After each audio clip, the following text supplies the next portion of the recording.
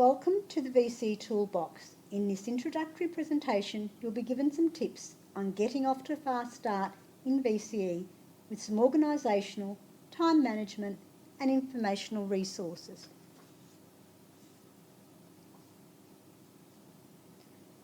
Organisation for a fast start.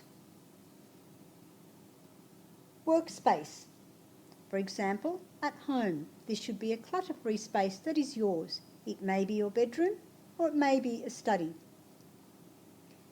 Study space. Distinct from workspace in the sense it may be the same space, but it's more the environment that should be different. So the study space is a quiet space.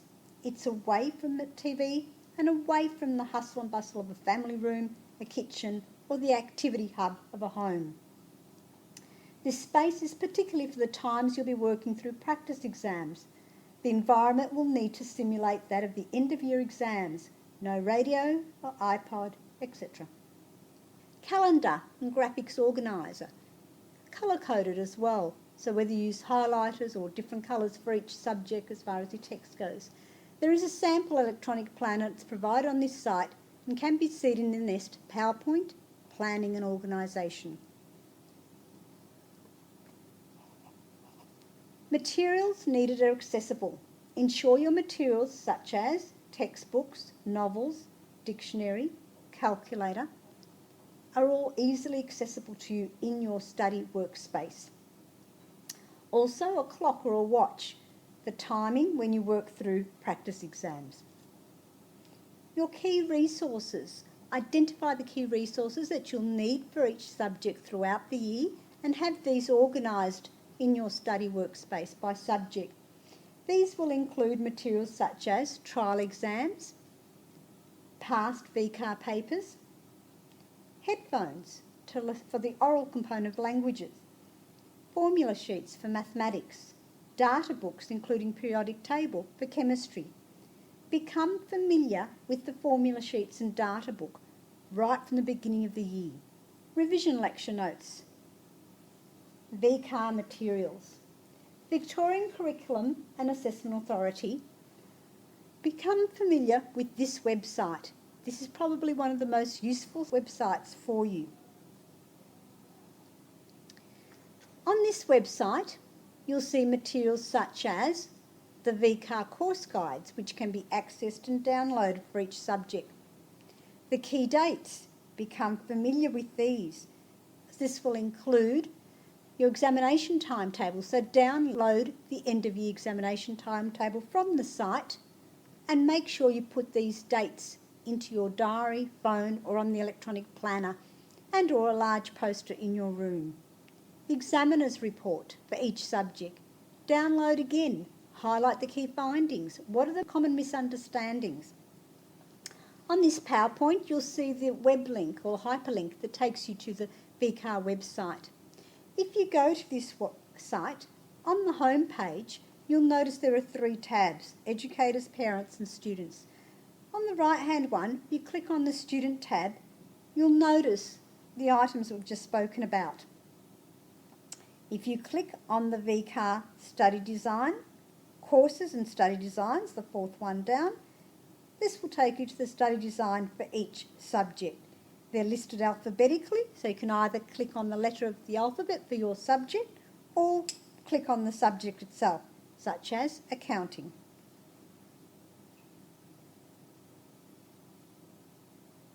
The end-of-year exam timetable. So the 3rd link down says VCE exam timetable.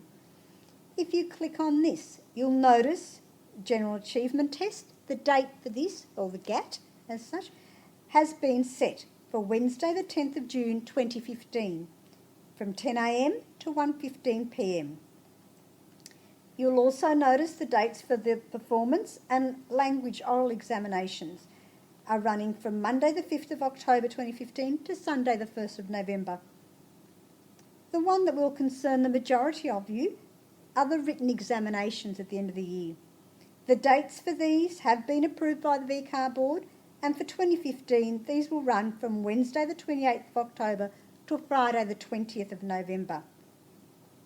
You'll also notice that currently for the examination timetable, it states on this site that the end of year examination timetable will be published in May. So if you access this site before May, you may have to revisit this again. On the student site, you'll also notice the exam and exam report. So exams and advice, past VCE exams and advice. If you click on this link, again, you'll notice the letters of the alphabet, so we can choose a particular letter to go to a subject. For each subject, you'll notice the examination report and some past examinations are included there.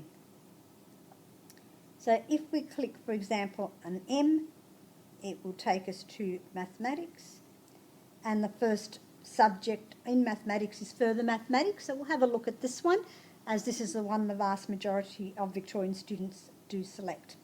Okay, within further mathematics, you'll notice when you look on the exam specifications and advice, so you'll notice the further mathematics has 2 exams, and if you click on one particular exam, for each of them you'll get the structure and the format, the approved materials. Become familiar with the approved materials. Make sure that they're the materials you will be allowed to take into the exam, and ensure that you actually use these materials when you are working through practice exams. And you'll also see some sample questions there. Again, looking at further mathematics, if we had a look at the past exams, you'll notice that the exams there, both exam 1 and 2, are listed from 2014 going all the way back to 2006. You can download each of those exams to start practicing.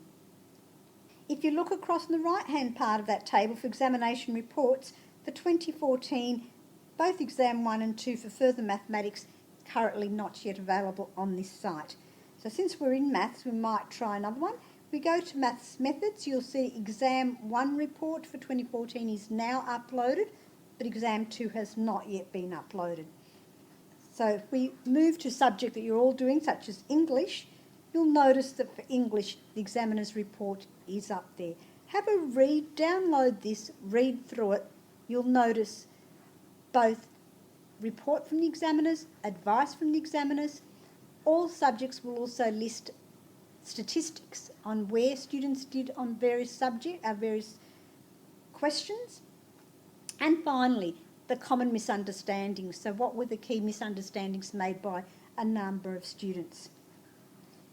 Still on this site, if you go further down, you'll notice the General Achievement Test is also there. So you can click on General Achievement Test or GAT, and it will give you various information about the GAT. The very first hyperlink under students is FAQs, so frequently asked questions. Again, I highly recommend that you read through these, because these are questions that a number of students have had, and hence the responses to these have been put up by VCAR. Keep yourself informed. Set your learning goals. When will you have certain set work completed for each subject? Study time, practice examinations. So record when set work for each subject needs to be completed, but also incorporate study time into your weekly homework routine right from the beginning of the year. Your school check the timetable regularly. Keep an updated timetable of when all your SACs and assessment tasks are due. For school assessed coursework, record the dates, set yourself smaller goals, break the task into smaller chunks of components of tasks that need to be done before the task itself is due. Once you have the due date of the task, work backwards. Record the date when the final draft needs to be completed.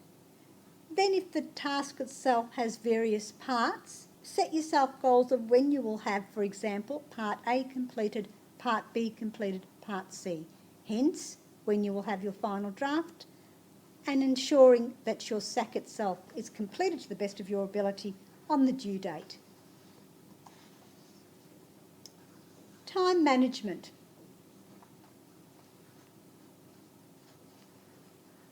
A time audit. And identify your time demands. By this we mean the times of year when many assessment tasks are due. Be proactive. As soon as the school has published the SAC dates, speak to your VCE or subject coordinator about any concerns you may have. Are you in a situation where you may have 3 sacks on one day? It may be that by bringing this to the teacher's attention, through discussion with each other, they may be able to alter this. It may also be possible that this cannot be done.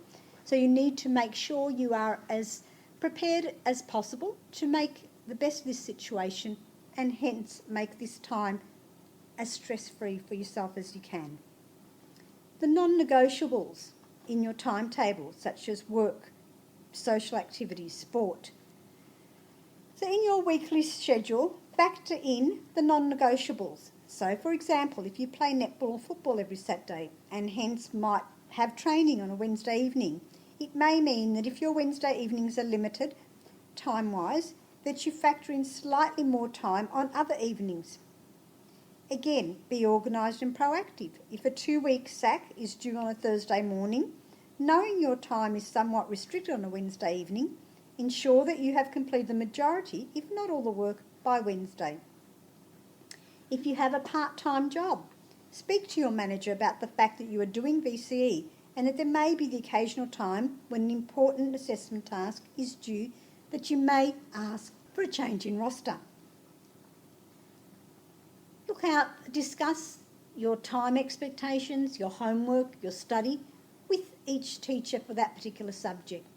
Balance your time. Factor in the things that you enjoy. Potential pressure points. Recognise these times, such as was mentioned earlier, there might be a time when you have 3 sacks in the one particular week. Subject specific. Develop a timeline for each subject. So besides your overall planning calendar, a separate timeline for every subject. Summarise your notes on a regular basis. Find out which subjects allow you to take summary notes into assessments and exams. So, for example, in mathematics, you are allowed to take summary notes in certain exams. Summarise the summary and start these early. Then as the year progresses, you are, as we said, summarising the summary. While the VCAR specifications for mathematics don't state a page limit, rather just a bound book, and this can include a textbook. At the same time, you don't want to be taking an encyclopedia. So make regular summaries of all your notes from all your subjects. At the end of each unit of work, summarise your summary. Don't include the things that you know in your summary. Include information from the examiner's report, such as common misunderstandings, especially if you think it's possible that you may make that particular error. You may also wish to include some sample questions from past exams, especially ones that you had difficulty working through, with step-by-step working. Revision lectures. Subject associations offer revision lectures or a revision program. These will be posted to this site. Become familiar with the site. Access these as another means of gaining information for your subject. Good luck.